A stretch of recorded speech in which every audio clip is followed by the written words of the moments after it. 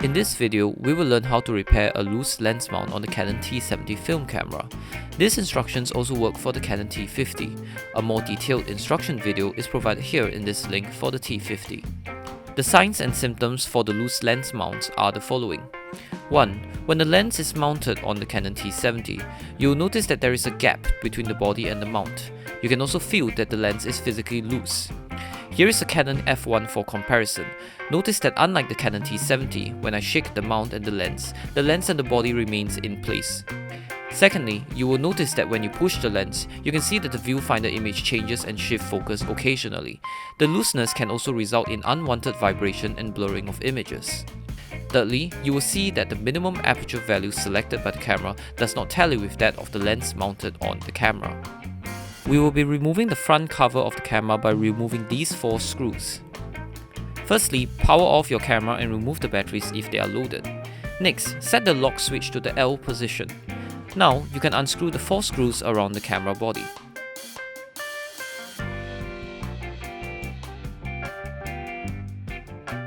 Remove the body cap.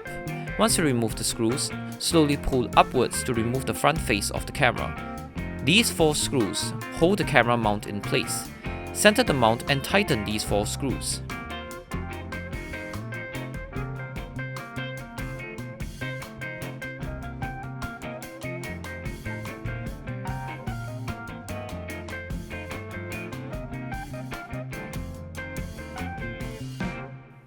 Now, to reassemble the camera, reverse the process.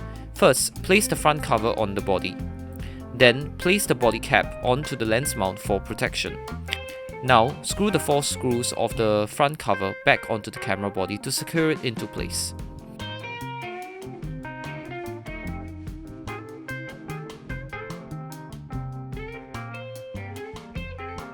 To verify that everything works, while the switch is in the lock position, ensure that the shutter speed does not change in TV mode when you press the up and down button.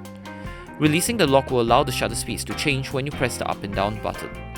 Next, ensure that the exposure preview button activates when you press it. Finally, you will see that there is no more shaking of the lens mount and that the minimum aperture reported is now correct.